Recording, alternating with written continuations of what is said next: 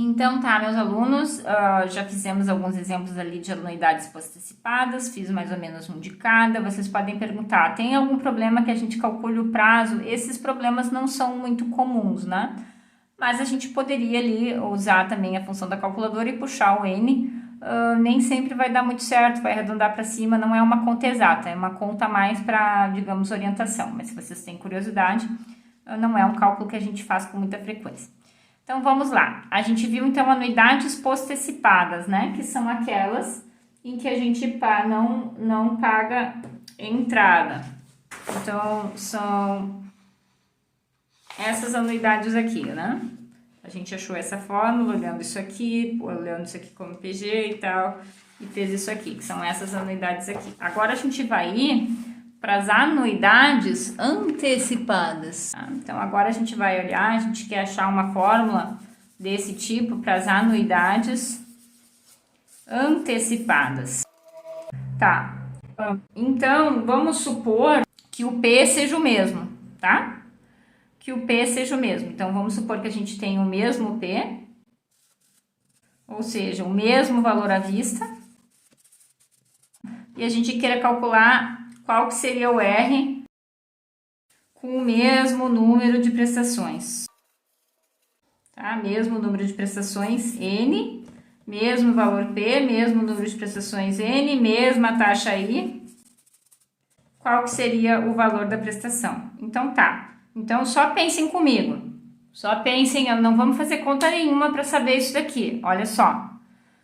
Se eu compro o mesmo produto, tá? No mesmo número de prestações.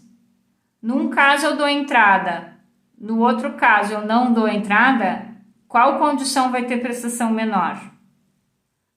A prestação vai ser menor naquele que eu estou disposta a de cara desembolsar alguma coisa, tá? Então, a prestação da anuidade antecipada nessas condições aqui, ela vai ser menor que a prestação da postantecipada, tá? Então, o que a gente tem nessa situação aqui? Vamos fazer esse comparativo aqui. Tá comparando essas duas situações aqui. Então, numa, que é a da postantecipada, que a gente já viu, né? A gente tem N prestações. Deixa eu botar o N aqui em cima. Então, começa lá da prestação 1, prestação 2, pontinhos, vai até a prestação, né, N. Muito bem, e daí todos os meses a gente paga um valor R. A professora errou aqui, botou N em cima e embaixo, só precisava botar num deles, tá? Todo mês aqui a gente paga um certo valor R, tá? Então, a gente paga um valor R e eu vou botar aqui um subíndice post, para dizer que esse aqui é o R da postantecipada, tá? E esse aqui é o fluxo, digamos, para pagamento, para pagar o mesmíssimo produto. E agora eu quero saber, se eu fizer isso com entrada, como é que vai ficar o valor da prestação? Então, como a gente já comentou antes, o valor da prestação vai ser menor. Então, como é que vai ser esse novo fluxo aqui? Então, esse outro fluxo aqui, a antecipada, tá? Eu vou pagar também N prestações, só que eu vou começar a pagar aqui, né? Então, vou pagar na data 0, na data 1, na data 2, certo? E vai. Quando chegar lá na N, eu já vou ter pago tudo, porque eu vou fazer o mesmo número de prestações, né? Então, eu vou fechar os pagamentos, na verdade, no início do mês N-1. Vai ser quando eu vou fechar as prestações. E a cada mês eu vou pagar um outro valor de prestação que eu vou botar aqui R antecipada, certo? Então, imaginem essa situação, tô comprando o mesmo produto, a taxa de juros é a mesma, numa eu faço a compra com entrada e noutra eu faço a compra sem entrada. O valor da prestação com entrada tem que ser menor, certo? Porque eu tô me dispondo a já desembolsar algo, então esse valor aqui tem que ser menor. Quanto menor ele vai ser? Então, vamos olhar. Essas duas situações, né, o que acontece? Quando eu olho daqui para lá, quando eu olho desse para cá, o que eu tô fazendo? Eu tô pedalando, né? Eu tô pedalando essa prestação aqui, eu vou pagar aqui, essa eu vou pagar aqui, cada uma delas eu vou pedalar um mês, né? A prestação que seria no 0, eu vou pedalar para 1. A prestação que seria no 1, vou pedalar para o 2. A prestação que eu pagaria no N-1 com entrada, eu vou pagar no N, né? E daí a gente tem uma fórmula de juros compostos, certo?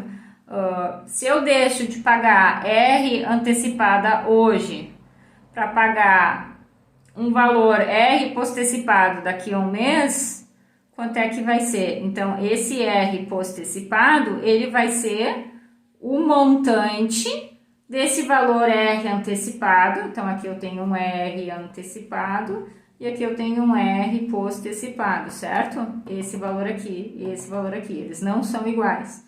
Então, esse valor R postecipado, ele vai ser o montante do valor R antecipado passado um mês, certo?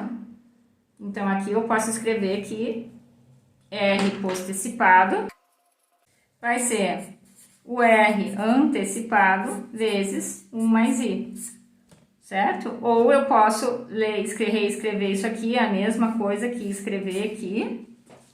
Deixa eu ter certeza se vocês estão enxergando aqui. É a mesma coisa que escrever aqui. O R antecipado vai ser o R postecipado dividido por 1 mais I. Estou dividindo o R postecipado por um número maior do que 1, e isso me prova matematicamente que R antecipado é menor, certo?